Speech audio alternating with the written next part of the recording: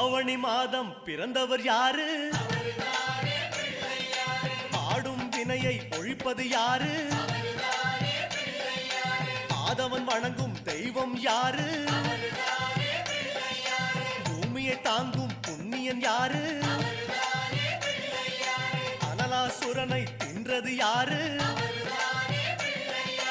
ஆணவம் நீக்கும் நாயகன் யாரு? முப்புரி அணிந்த மூலவன் யாரு? அவரும் வாழ்வது எங்கே கூறு?